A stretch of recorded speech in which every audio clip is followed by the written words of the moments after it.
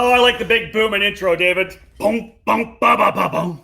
That's good. That's from Wyatt Lloyd, by the way, from a few years ago. Had that for 4 or 5 years. Well, I think 4A was racing a CRG, so yeah, definitely a few years ago. Yeah. Hey guys, welcome to another edition of Face to Face here on the EKN Facebook page. Our new, what are we? Episode 15. So we've got 15 of these in the books right now. We kind of started this thing off through the whole COVID-19 pandemic shutdown, doing Instagram Lives. We did a ton of those almost every day. We were on Instagram Live. Moving it over here, of course, to Facebook, which allows us to upload it then to YouTube as well. We get to save them, and then we turn them into podcasts and content for the EKN Radio Network as well. We've had some great guests on right now, and most recently, David, we've been kind of focusing on talking to track owners, track managers, series promoters to try to bring everybody up to speed so they can actually see face-to-face talking to the promoter about what's happening, how we're getting going, and what the kind of status is with those individual tracks, clubs, and series. Yeah, our episode 15, that means our program can go open wheel racing now, right? That's it. There you go. As we were talking about pre-show about something else. Pretty much we've been just kind of informing everybody of what's going on over the past 3 months, getting insights from different facilities, because obviously, as we know, the way the pandemic has kind of unfolded, it's different depending on where you live and where you're working and where you want to go racing. So we've just been able to do that. So this is another episode of that.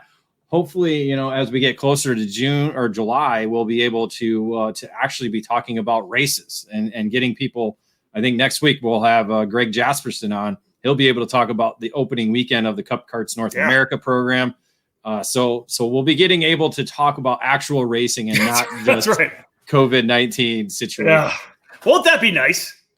It will be. And it'll be great to get out of the house and actually go to a racetrack and breathe the actual fumes and tire and just see an engine fire up again for the first time. I'm actually planning on hitting the track in Hamilton with Trevor Wickens from Prime Power Team. We're going to put a cart together for me. He's got one. I'm just going to use one of their older carts to jump behind the wheel to get some seat time. I don't care what it is. I just need to put the helmet on and get some seat time for sure. I'm looking forward to that. Like Trinity Karting Group, they pulled out a Margay shifter. When was the last time you saw a Margay shifter with a KZ on it? I mean, no come kidding. on, that's just fun stuff. Whatever you got, pull it out of the garage, go race. That's now is a perfect time for a lot of that to happen. Because especially as we've talked about in previous shows, club tracks are where you can go racing right now, and I'm sure they're happy to take anybody. We have a vintage race going on, I think, next week at Newcastle. So, vintage racing going on all other places across the country. So, it should be good. So everybody knows who is obviously coming on here. We did some pre-show on this. We got Mike Smith from CalSpeed Karting joining us today. California, of course, one of the states that was kind of holding on. Arizona opened up early. Indiana with Newcastle was opened early. Texas got rolling. A lot of tracks kind of under the radar opening for practice, private practice. California finally opening up, David, which is huge. Let's bring Mike Smith in right now, the track manager at CalSpeed Karting. We'll say hello to him first. Mike, how are you, my friend? It's good to see you guys. Good to see you guys as well. Good to see you as well. As we get going, we'll give a shout out to people that have dropped some comments already. Tony Jump says, "Hey boys." David Waite says, "Get Trevor on here." Talk about Trevor Wickens. Well, I might do one from trackside with him while we're at the track. So that's something we'll look at potentially next week after I get my time. Mark Traylor coming on as well. Alicia Hodap, where are you? Oh, of course, she's coming on there from the other room with the A cup. That doesn't mean you're A for driving, right? What's that? That just means A for her name. That's me. A on my report card for my driving. Yeah, yeah, the Canadian A. Yeah, okay. Just so we know, we also are going to be doing our support karting T-shirt hashtag challenge draw for our first EKN swag bag. We're going to have some EKN stuff that we're going to give out, so I'll jump on that soon. But Mike, before we jump into that, I want the first straight up. How happy are you that you're finally going to have karts and people out there driving around CalSpeed? Well, as you guys know, I love what I do, and everybody we do it with here at CalSpeed, everybody's got a lot of passion for it. So after a solid 3 months of not having an active CalSpeed, we're itching.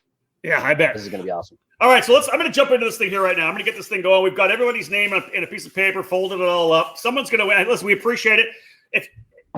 the support karting t-shirts are all still available. Go to ekartingnews.com/store.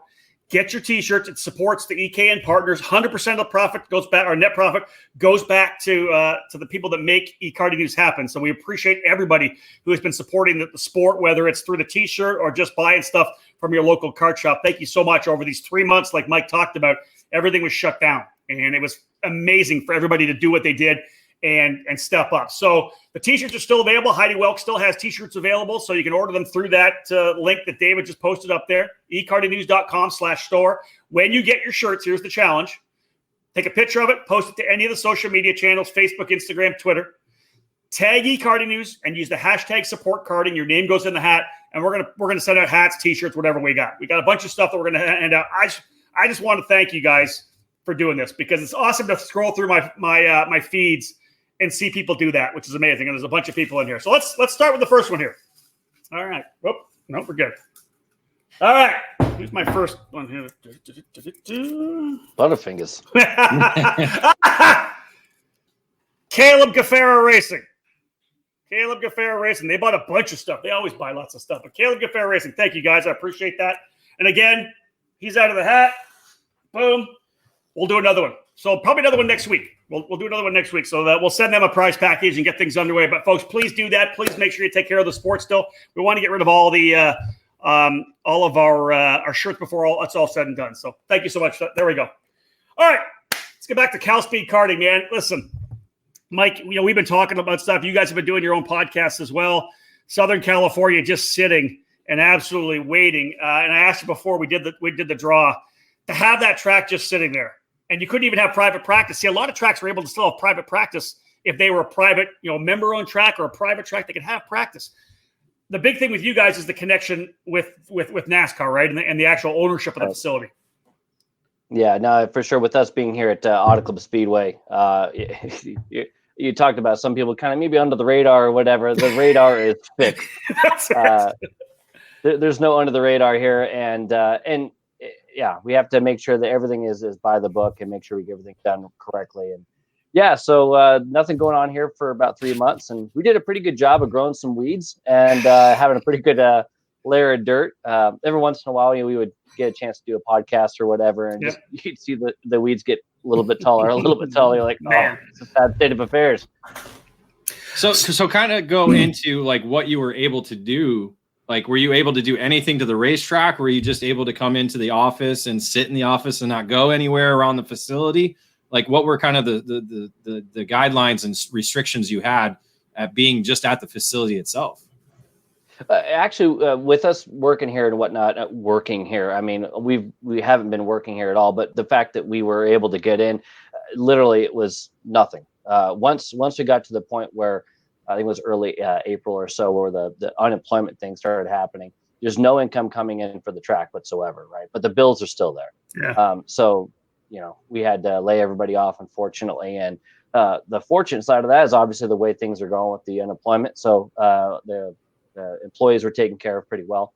As far as being out here, it was just watching nothing. We couldn't do anything. And then you get to a point where the track hasn't been around anymore, or it hasn't been running anymore, and you got so much dirt and stuff on it that there's no point of doing anything unless you can. So yeah, it was basically closed to the public 100%. So let's talk about the reopening now. Things covered in dirt. What do you guys? What's the steps for you guys now to go out there to get this track to the point where people can get out there safely and get practice going on? When will that be? Let's start with what's the date when we get started? Who gets started? When do they get started? And what do you guys have to do to get the track ready?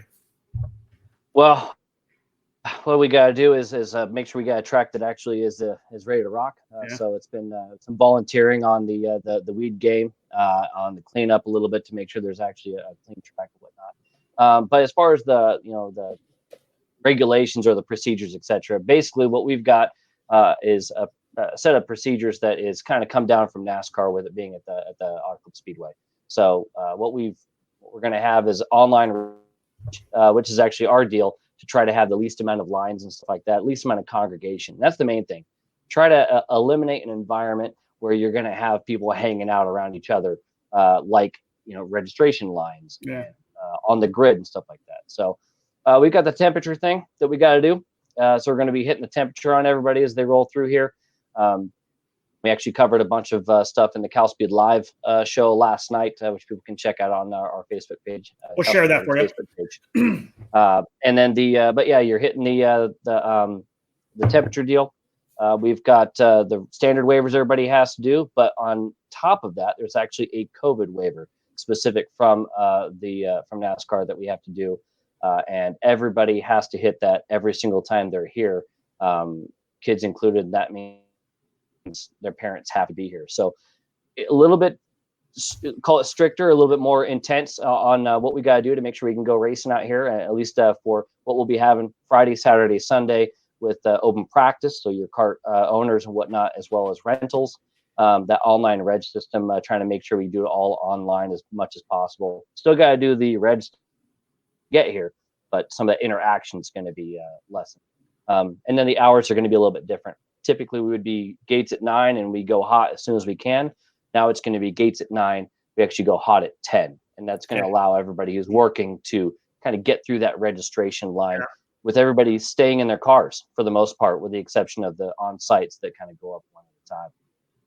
You know what? Let's take this opportunity, because I know you talked a bit about rental cart program, and you have an arrive and drive program for people that maybe not know the full extent of what you guys do at CalSpeed. You have the racing, obviously, LAKC races there, Tri-C Carters races there. You have a lot of big races as well throughout the season in regular years.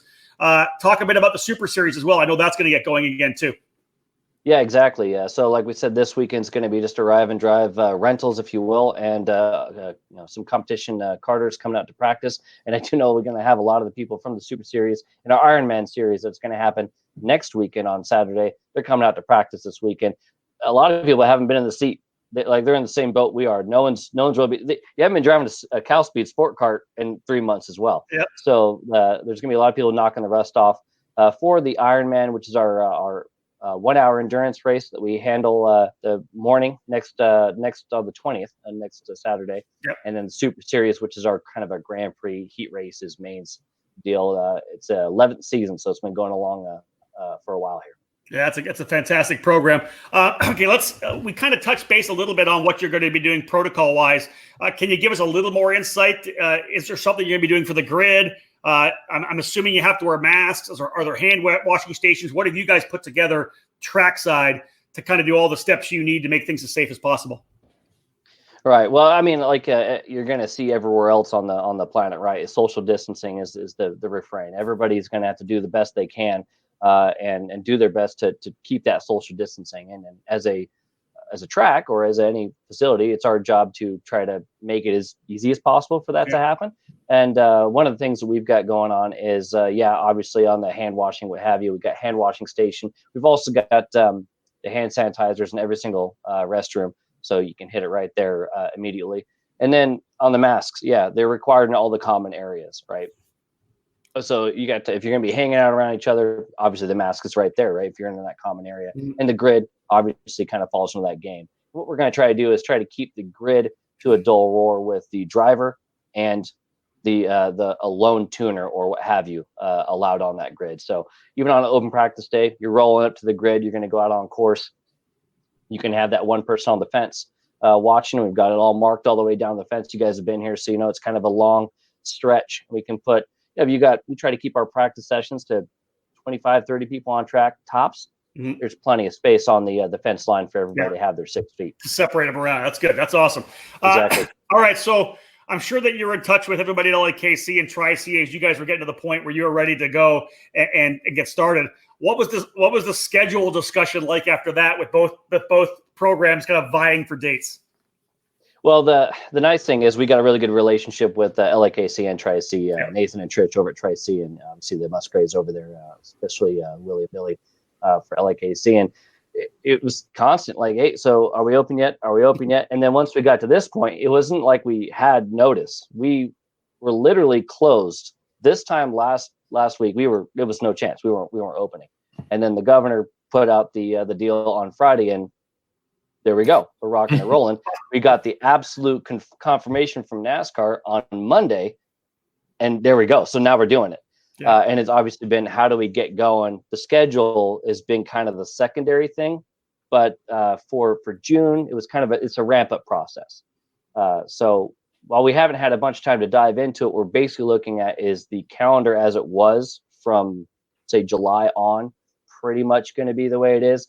Not official yet. I got to actually work into it. Just trying to get through the weekend right now. Yeah, right. But we're trying to get some fill-in dates for the Tri-C guys. It normally run Saturday only into some double headers. They actually announced their stuff yesterday. Again, the existing dates basically being double headers. They will actually get back into the game August 1st, 2nd is going to be their first shot. And actually what worked out for them is the Speedway hosts a couple of concerts, and those concerts got canceled, which opened up dates where we would normally have to be closed down. So they were able to slot into the first, second date and be able to get right in there. And actually the weekend immediately prior to them is July 26th, I think. That'll be LAKC's first return back. They were slated for the 27th of June. It's just a little early to be trying to do a competition karting here. So we're going to ramp up with open practice and arrive and drive stuff. We pause our face-to-face broadcast for this quick commercial break. Stay tuned for more here on the EKN Radio Network.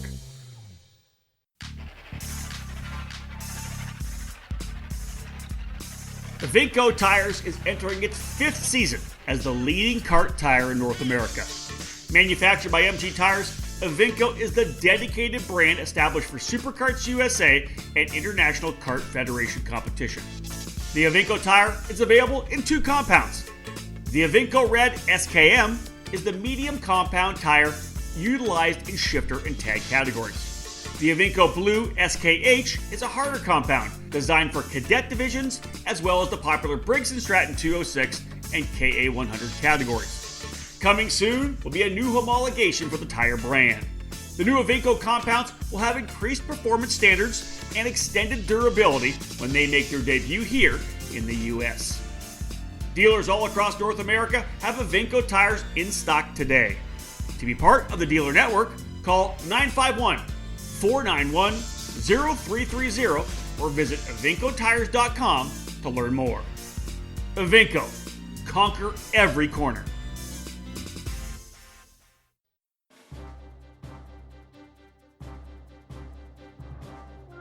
Powered by technology, DID racing chains have a worldwide reputation for superior quality and reliability. Meticulously engineered and manufactured in Japan, DID Genuine Parts are the world's #1 original parts supplier for Japanese and European motorcycle manufacturers. A rich racing tradition where results speak for themselves, DID prides itself on engineering the most technologically advanced chains on the market to help you excel on and off the track. DID's SDH pin treatment creates an extremely hard chromium carbide layer on the pin surface that houses a soft inner core to absorb extreme shock loads. DID's 219 HTZ racing chain boasts this SDH pin technology, which leads to longer chain life as well as excellent energy transmission to the wheels. Available in the gorgeous gold, the 219 HTZ is the ultimate racing kart chain. Pick up a DID chain at your local dealer today, because when winning is the only thing that matters, go with DID.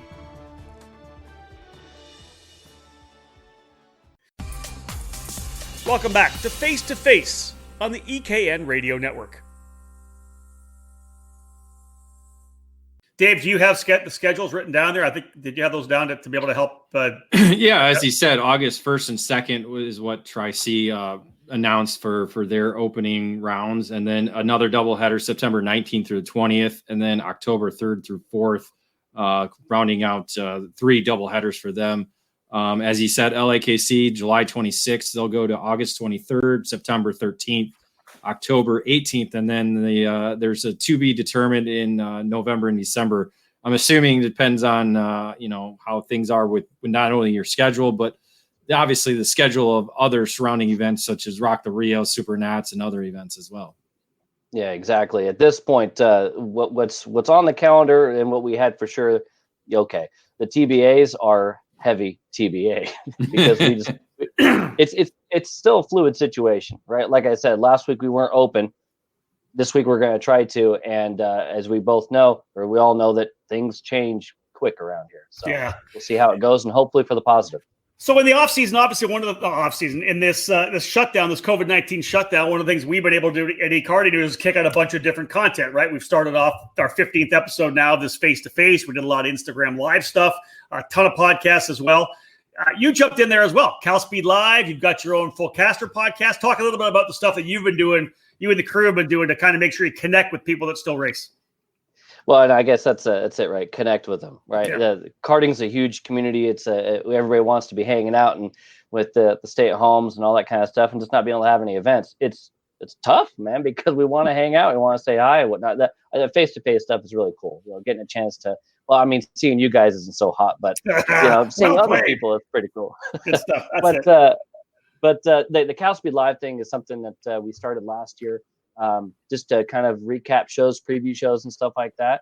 And ironically, we were just off of our biggest episode in February, and then this everything happened. And it's just a really cool way to kind of stay in touch socially with everybody on the CalSpeed Live. And when we're going racing, recap what's going on, give shout outs to people who run either our Arrive and Drive, LAKC, or Tri-C, and just talk about different stuff. So it's a lot of fun, and just be able to kind of put a spotlight on different drivers around the area. And then the podcast thing is just something that Derek Escabel, the operations manager around here that I work with, and you guys know for various reasons. Heather's awesome. Some might call him Escabel. But obviously anybody from around here knows he's also a pretty damn good wheelman as well, and go out there and get things done. But him and I actually started a podcast. We had this idea about this time last year. We should do a podcast, with just kind of have conversations with people and get to know them. And I'll tell you, man, that has been such so much fun, right? Because for instance, one of our favorite episodes was with Matt Johnson, right? National champion right now for Masters. And you be around the guy, the guy being at the track and whatnot, but you don't know him. And so getting a chance to just have that, kind of origin stories and stuff like that. It's just, man, it's a blast. It's a lot of fun, that podcast, Full Caster podcast. It's there it is. Have a look at it, folks. And we did the same thing, right? One of my early Instagram lives, I had a chance to go back and talk with James Hinchcliffe, and we talked about his origin story. And I keep using I love the origin story. I want to hear how someone got into the sport, right? And you go back, Matt Johnson's been doing this for how many years? 30 years, probably, if not more. He just turned 40, and he's been doing it since he was about 12. And we finished the episode. It was damn near 3 hours long, and we could have kept going, but we had another recording. That's awesome. Part 1, part 2, right?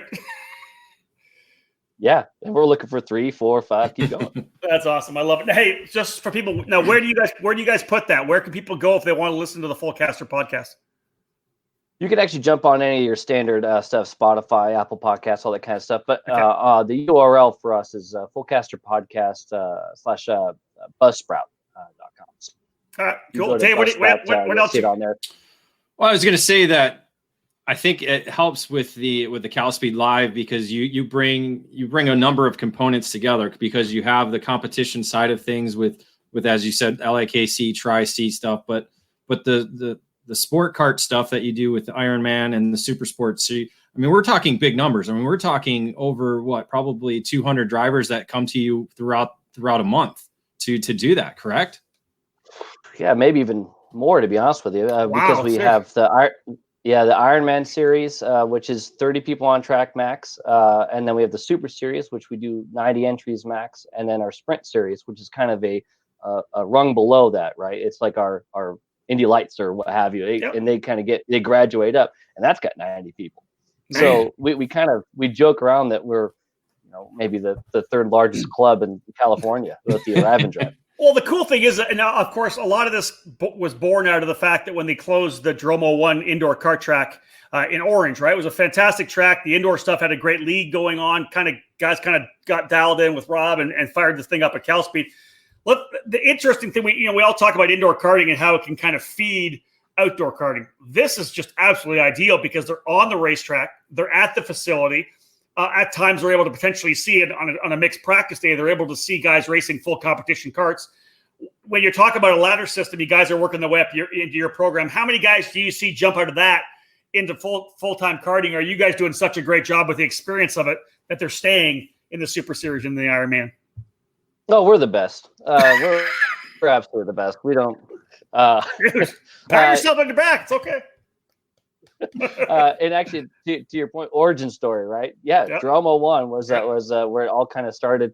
They kind of shut down about the time the Super Series started back in 2010, and it's just been ramping up ever since then. But absolutely, there's a ladder system. You got people just kind of checking things out, whether they came from an indoor center or what have you. Then they'll come out here, maybe do a race clinic, kind of figure it out. And a lot of them, there's a few that'll come out like, oh man, I'm the best at K1 or what have you. And they come out here and just get murdered. And we're like, yeah, it's different. It's a different story. So, yeah, exactly. Right. They do the clinic, sprint series, move on to the Super Series, maybe do Ironman, etc. And then, yes, do we see some people move on? I'll tell you, especially after the 206 program started kicking off with Tri-C and whatnot, we do see some people, we see more people move up. And then with our CSK racing team, we've actually had a lot of people graduate into that and then do other things as well. But the 206 thing has really blossomed. Even with KA, we've seen some of the again, with the ladder. Yeah. You go from the arrive and drive to 206. I was just going to go with that. Yeah. Slots right into KA, which in my opinion is basically the 2-stroke 206, if you will. The racing's very similar. What else you got, David? I'm going to grab something here real quick. Oh, that's great. That's. I think he's grabbing the helmet. I don't know. Or who knows? Maybe some photo. I think we kind of covered everything other than iRacing. We haven't covered any iRacing because you seem to be doing some coaching, and I don't think it's really helping certain clients that you're working with. Whoa. Yeah, it's it's pro bono, and when you don't get paid, you get what you pay for. Yeah, it's like a 5% help, but. Yeah, and we're talking about Derek, who jumped into it. And actually, the iRacing thing is really cool. And I actually did it heavily from end of 14 through beginning of 17. And then, ironically, started karting again in 206, getting an opportunity from RLV to do KPX and whatnot. And the wife was like, hey, so if you're going to be racing real life, do you really need to do that all the time? And yeah, as you guys know, if you want to be good at anything, you got to put time in. iRacing's no different. And it's going to be interesting to see what happens. We all start going racing again. How many people do the iRacing thing still? I hope it doesn't die off because it's a hell of a lot of fun. Hey, listen, speaking of your actual coaching abilities, I'll give a shout out for you because a couple of years ago, you gave me the chance to come up and race with you guys, the CSK team on one of the VLRs. And, we obviously, all your guys went out for the track walk. I think it was the first Tri-C race about 2 or 3, maybe 3 years ago. And the whole the group underneath, the way you guys were able to take care of it, the track walk was actually fantastic. I remember finishing the track walk up going, man, it was really in depth. It was solid. And I personally have never driven that track. I had a really good feel for it. So I'll give you a shout out there. That was a really great experience. Thanks, that was fun. Appreciate it. Yeah. That was fun. Coaching's a hell of a lot of fun too. And those who can't, right. But I try to, I think you'd be a great coach. I would. I keep trying to tell my kids I know what I'm doing, but they don't listen. You keep coloring outside the lines. You got to stay in the lines. But the coaching thing's a hell of a lot of fun. Here's what I was thinking. What I reached back for was I think we're going to do the EK and Fast 5 with Mike Smith. Okay. I think that'd be a good answer to reach out because I don't have them in front of me, so I don't know what I can actually say. But before we jump, we'll cap things off with that. What else we got going? Anybody? Anything else you guys want to hit on right now? Do we talk about Mike? And you're not going to get a chance to race this year, are you? Yeah. I mean, the timing of this thing is kind of tough. We were actually planning on doing some racing this weekend, the regional tour, and fortunately, unfortunately, like, don't get me wrong. Stoked that we're rolling again this weekend and kind of get back into the swing. I love doing this, love being here. This is the best. But selfishly, sure. Yeah. I want to go racing and wanted a shot at another championship and get ready for the races in the fall. And it's not going to happen this weekend. That kind of kills my championship. So hopefully we just maybe hit some stuff here and there, get ready, and hopefully we can be around. And hopefully the races are going to go off without a hitch in the fall. Super Rock the Rio and Super Nats. So those are my hope. That's my hope. But I'm not going to be doing a whole lot of seat time, I don't think, outside of a sport cart and some practices. unfortunately. Yeah, again, that's I think for a lot of people. I know David and I are lucky. We do have, I think, 3 or 4 races that we're able to still lock in, but you never know what's going to come down the pipe to change things that could potentially alter that too, which is tough. Yeah, as you guys know, if you're on this side of the fence, to get on track and actually be a part of what you love to be a part of, man, it's tough. And Rob Niles, who runs CalSpeed, he's the best, and he's always given me an opportunity to do what I love to do, not only for work, but also if I get a chance to get behind the wheel. And I ask, he says yes. And this is a situation where he's like, I know you want to go, baby, but this isn't going to be the one. And and when you say yes all the time, you got to take a no every once in a while. That's very true. That's very true. Good. I hear no all the time. Yeah. That's why you're so upset about losing the Howden all the time. When you do get out there, you just, man, I know. Hey, hold on. Don't make it happen. Name me one race I've said no. There's got to be some. I just can't think of them right now. He's let your iRacing career take off without any issue, right? That I have to deal with the boss upstairs. Hey, we've even done races where I've done his job for a little bit because he was actually racing on a trackside live weekend. Now let's hold on. Now, mind you, he still doesn't do my job as well as I do it. But I shouldn't say racing because driving off the racetrack in the gravel at Phoenix isn't really racing. You have to be on the racetrack. It's pushing the limits, right? As a coach would tell you, yeah. Yeah, but you find the limit, David, and then you step back off the limit. You don't keep driving over the limit, driving over the limit, and driving over the limit. Like every time. It was the start. Give me a break. I was trying to go full throttle and it didn't work. Every time someone was off the racetrack, I knew who to call. I didn't have to look. I just David Cole off the track again. And Beer had the photos to match it. You got your back to it. Yeah. All right. Must be David. David. Yeah, I didn't even have to look. Driver off. David Cole off the racetrack. We pause our face-to-face broadcast for this quick commercial break. Stay tuned for more here on the EKN Radio Network. 25 years of experience, 25 years of success. Greg Bell and Leading Edge Motorsports are heading into their 3rd decade in the sport with winning momentum and the best material possible.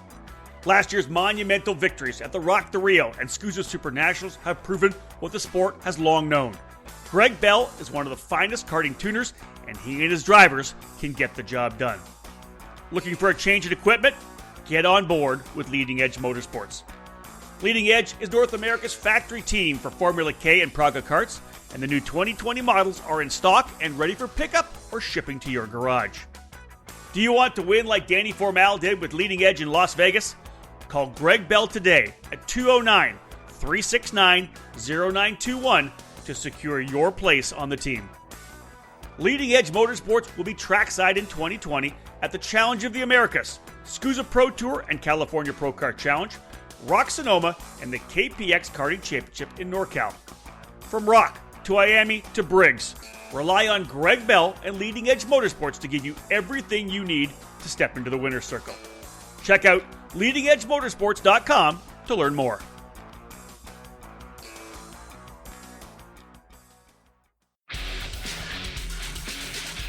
From coast to coast, Miami has become the two-cycle engine of choice for American karting. The air-cooled 60cc Swift engine for micro and mini drivers provides the foundation for future, lifelong Miami drivers. The incredible Miami X30 power plant for junior, senior, and masters has provided stability in our sport since 2014, and it remains one of the most dependable packages today. In between is the KA100, perfect for club programs, and it's quickly becoming the most competitive division at the national level. Miami is the Spec 2-cycle power plant for the SCUSA Winter Series and Pro Tour, as well as the Pro Kart Challenge, Los Angeles Karting Championship, KPX Karting Championships, and the International Kart Federation sanctioned programs throughout the western half of the U.S. Based in Temecula, California, Miami USA West is the official distribution center and provides dealers and customers with fast and friendly service for all your Miami products. For more information, head to MiamiUSAWest.com. Miami, the heart of kart. Welcome back to Face2Face on the EKN Radio Network. All right, let's do this. We haven't done this with you before. We're at 39 minutes. This is the EKN Fast Five, my friend. Some big dogs have done this. We did it with actually Hinchcliffe as well, which was great. Are you ready for the Fast Five? Yeah, sounds like I'll be in decent company. You'll be all right. All right, Mike Smith, EKN Radio Fast Five. What was your first kart? Question number one, and give us some detail. It was a tracker. It was actually a prototype chassis. It was a guy named Elmer. I was 12. My dad actually worked it off. It was a little shop in Canby, Oregon. I actually started at Pat's Acres of the Portland Karting Association. The little bit I remember was it was a tracker Formula A, and it was the frame rails were actually in an A. They went all the way as one single rail all the way around from the back to the front, and then the yokes went off of that. Did pretty good in that in Junior 1 4-cycle, but and it was, I remember it was powder coated red, had virtually no adjustment whatsoever, and yeah. That's awesome. About all I remember on that thing. Okay, so you've been racing for a while, since you were 12, obviously, indoor, outdoor. Question number two, what's your favorite kart track?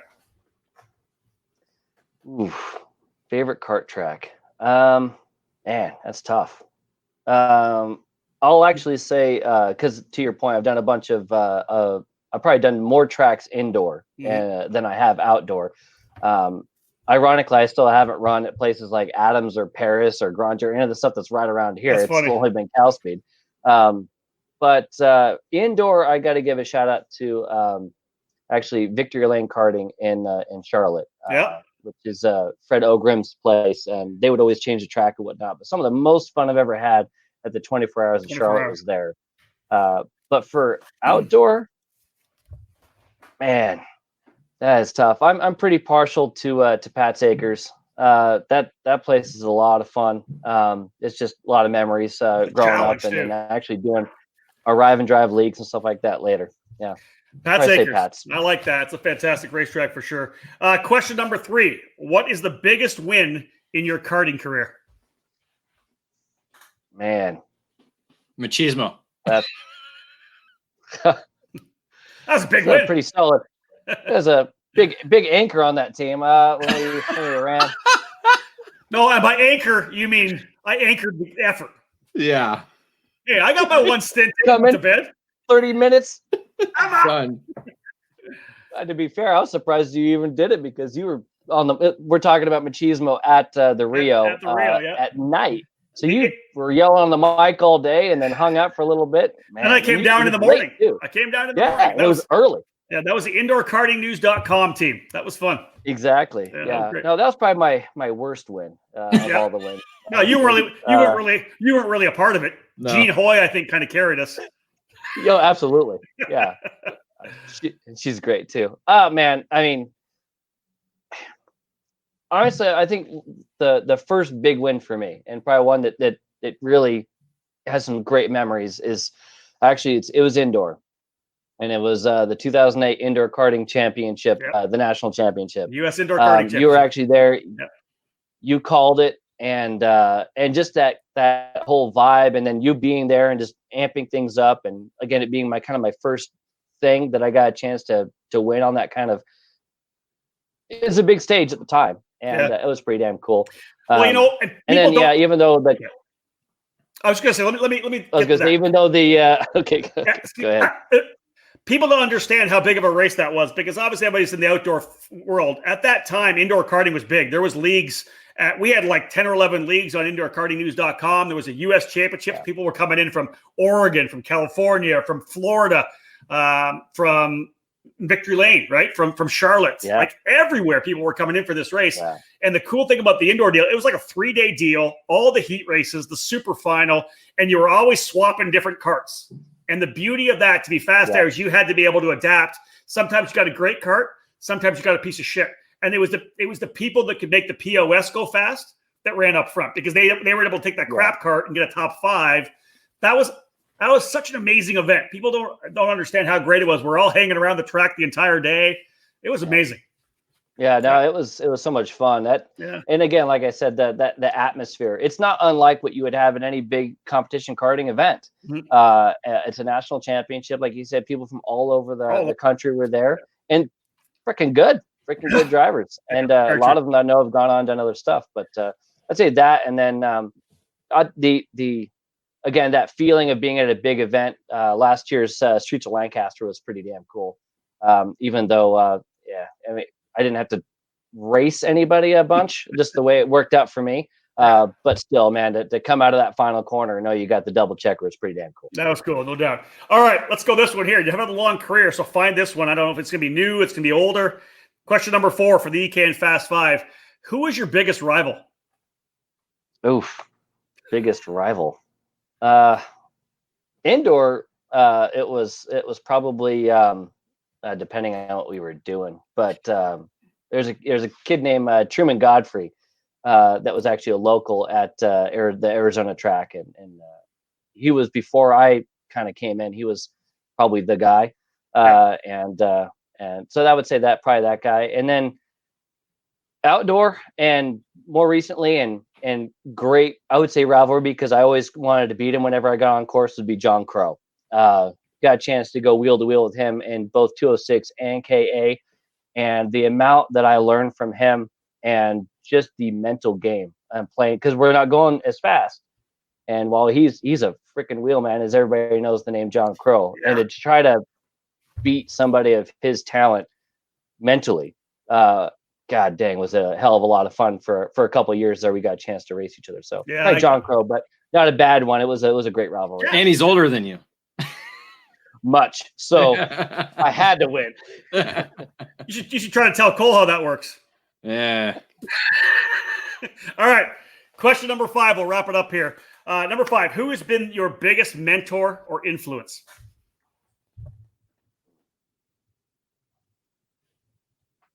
Well, I think you could probably, depending on what kind of part of things, you could pick a bunch of different people, right? When I was, I think, I wouldn't be who I am and in racing and my outlook on stuff like that. So I'd say probably the person who made the biggest influence on me would be my dad, Kevin Smith. He doesn't do a lot of racing. He's just a crazy smart mechanic and whatnot, and did everything for me. But more than that, it was the values that he instilled in me when I was a kid. Sportsmanship being a big deal, and I think that's I gotta say my dad, because of those things that I learned in karting. Literally, was just when I was a kid going racing with him out of the back of a pickup, that carry on today, and how I teach people and how I want people to run, and how I try to run the show. And it's got to be him, and how big sportsmanship is in everything I do. Dude, that's awesome. You did it. EK and Fast 5. Thanks, Mike. That was great. All right, guys. What do you got, Cole? We're pretty much wrapped up here. Yeah, that's pretty much it. Wish you well for this weekend. I hope things go well. I hope people listen and do what they need to do, and the weekend should go as smoothly as possible. Thanks, man. I appreciate it. And real quick, just to make sure everybody's on the same page, we've got more information on CalSpeedKarting.com coming, whether it be the Facebook page, the website. We're actually doing, like I said, we're doing the online reg. We're making videos to show you how to do that. We're really trying to make this process, which is going to be, if we want to compare it, more inconvenient, a bigger pain in the butt, all that kinds of crap. But it's still what we got to do, and we're going to try to make it as painless as possible. And with a little bit of patience, it's going to go a long way. So stay on top of all of our social media, website, and everything like that. If you have questions, don't just get upset or keep it to yourself. Let us know. Let's see if we can make the process as good as possible. That's how you make things better, right? Some feedback. Give us constructive feedback, and then we can make it better. Don't bitch about it. Just tell us what we can do, right? Yeah, absolutely. All right, Mike, man, thank you so much for joining us from Fontana. We appreciate it. Good luck this weekend, as David said. Get you guys out racing, have some fun. You get to hear the engines again. You get to smell the 2-stroke mixture. It's time to get back to racing. Yeah, and I'll tell you what, it's gonna be so good knowing that you guys can't, just being able to soak it up. I get to, you guys can't. Just be stuck over there. Well, I take that back. That's not true. I was gonna say, feel for you you're guys. learning quickly. You're good on this show. Yeah. Oh, hey, I have to shout out. I talked about not doing a lot of racing and whatnot, but I got to throw it back to the helmet there, Stilo USA, and Jay Braxton give me an opportunity with that thing. Still gonna be wearing the lid as much as possible around here and trying to promote the Stilo brand, which is absolutely the best. So Yeah. shout out So to those guys. if you're at CalSpeed this weekend, you're trying to find Mike Smith. He's the guy walking around with shorts, a t-shirt, and a Stilo helmet on. Yeah, I actually never did. They said masks. I'm like, got it. I got one here. It's perfect. Mike, thanks for joining us, buddy. I appreciate it.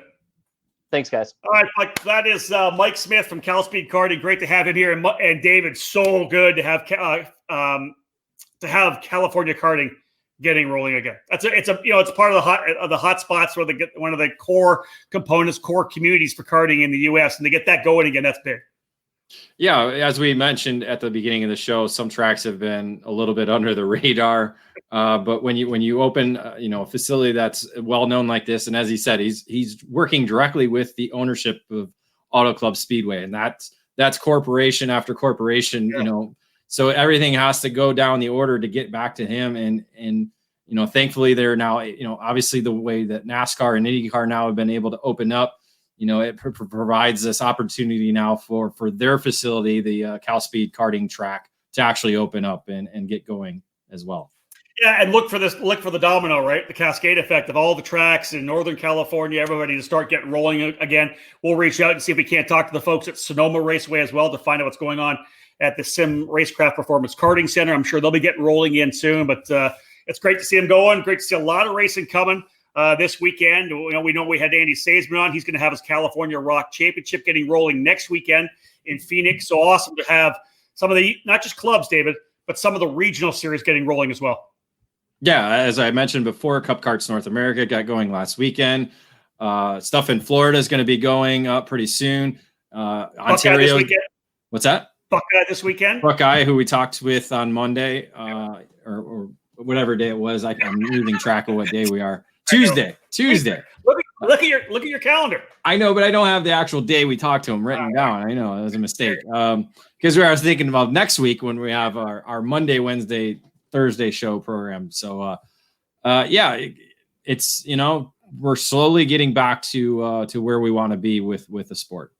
Yeah, no doubt about that. Shout out to everybody that came on to say hello. Tony Jump, Dave Waite, Mark Trailer, MGM Chassis, they came on. April Paul saying hello. We'll get them on a show coming up here real soon. Mike Wagner from Wagner Race Products, who supplied me with my Sim PC when mine went down. I was trying to start calling iRacing events. I did 30 iRacing events so far. I'm doing another one on Sunday for 31 and 32 on Monday. So try to keep myself sharp. Heidi Welk came on and said hello. Derek Escabel. Escabel. Shout out to Brian Williamson up in Washington State. Elaine St. Clair. Andy Saisman came on to say hello, and he was talking about how fat you are. So I don't know. No, I thought he was talking about how fat. No, Mike I think is. he was. Well, maybe because he was saying how Crow is really thin and how Mike is not thin. I think is what he was trying to say. Well, he's a plus size model. He's a plus size model. Wow, I was going hard. You went. Oh, I thought you meant Andy. Sorry. Oh, true. That's wow, man. He's a Crown Royal size, right? I like that. Yeah. All right, folks. Thanks for joining us again at the start of the broadcast here. We did our first draw. We'll do another one next week. Caleb Gaffaro Racing, who ordered a ton of stuff. Our shirts are support karting t-shirts. They're still available. ekartingnews.com/store. All the proceeds from these t-shirts go all to the EKN partners in the industry, and we thank you for that. Kind of help them with what they're doing here. They've been supporting us, those that have stayed with us through this time. We thank these guys so much because without them, there wouldn't be any e-karting news. That's what it comes down to. David wouldn't have a job. I wouldn't have a job, and we'd both be doing something not near as fun. David, good stuff, buddy. It is Thursday, almost to the weekend. It is Thursday. Yes, Thursday. And we got a bunch of shows coming next week as well, too. Yeah, we're going to try to do one of our This Week in Karting shows actually here live as well, because we turned that into a Facebook page anyway. So rather into an e-karting news radio network program, a podcast. So let's do it. We'll get on here and they get to look at your ugly mug for a while, Dave. Yeah, that's the only downside I have to it, because people don't want to look at me, especially you, especially with that haircut. Thankfully, you're wearing a hat. I look good.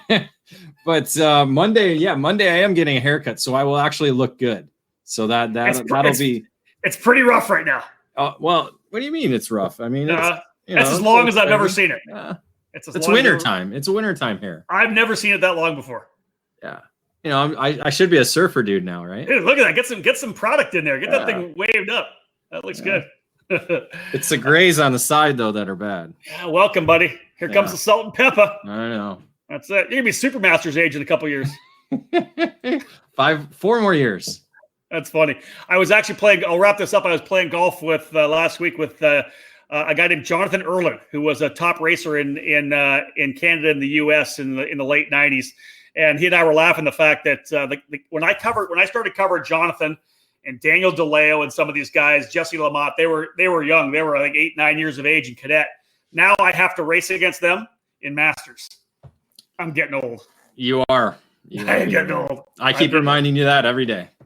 I don't feel old though, David. I feel fantastic. Well, as you mentioned, wasn't it? So the happy hour with Howden that we played on the EKN Radio Network was from 2005. Is when my dad turned 50 that day. Yeah, he's not 50 anymore. That's for sure. Now I'm older than your dad was. Yes, back then. Maybe that's why your voice has gone lower. My voice was pretty high. It was kind of squawky back then. It's when they drop more. I also have 15 years of experience from that time too. I'd only been announcing for about 7 years at that point. So yeah, wow.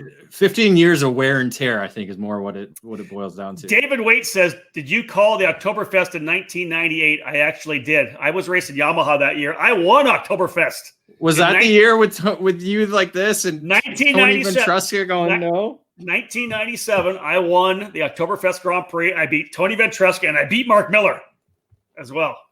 Yeah. Mark Miller, he's gone a little farther than I have. Yeah, it's your claim to fame is beating Mark Miller. Still one of the coolest races in Canada. At one point, it was the largest single one-day four-cycle race in Canada at the Waterloo Regional Kart Club. We'd have 180, 190, 200 drivers. It was awesome. It was a lot of big dogs that won that race, which was cool. Always fun to be in that one. And it snowed every once in a while. So yeah, so you got that. I had that. All right, folks, we're going to wrap this thing up. Again, we got 3 face-to-faces coming next week. This week in karting, we're going to grab a hold of Greg Jasperson from Cup Karts North America, as David had mentioned, talk about the race they've just had. We'll talk about the remaining events of the Champions Cup, and then we'll talk about the Cup Karts North America Grand Nationals on October the 2nd and 3rd. They're expecting he's saying over 300 racers. He's being conservative. We had 280 last race. I'm thinking 350, but I don't know whether or not they're going to be able to handle it. That's a lot. Where are they going to fit it in? Because it's just such a massive race. Anyways, that's in October. We'll have our second annual Rob Howden's Burger Smash that weekend as well. Raise some money for Riley Kids. And then on Thursday, we're going to talk to the good folks at Racing for Vets. That's going to be a really cool story. You're going to want to tune into that one. If you can't tune in because we're in the middle of the day, maybe you're at work, whatever it may be, all of these go up onto YouTube. David then, of course, has it as an MP3 as well. That goes on the EKN Radio Network for a day, and then we turn it into a podcast as well. So lots of opportunities to consume our face-to-face content. Lots of different channels, different areas, different ways of taking it all in. There it is. Folks, if you're not going back to racing, get your stuff ready to go. Order something from a kart shop. Get yourself ready because we are all going racing real soon. We're here almost into the middle of June. Lots of racing going on, some regional racing this week, next week, and coming on. Our sport's firing back up. But please, take care of each other. Social distancing, stay apart, no high fives to the track, wash your hands, wear your mask. Let's be smart. We have to do all the right stuff. We have to do all the right stuff. I was social distancing from you. Sorry. Oh, I thought you were leaning over to fart on me. I'm like, what are you doing? Oh, no, I'm social distancing. You got to go the other way. There we go. Nicely done. Thanks for joining us, folks. Here, this is what I did at that happy hour with Howden podcast. My old sign off used to be to the inside, book it.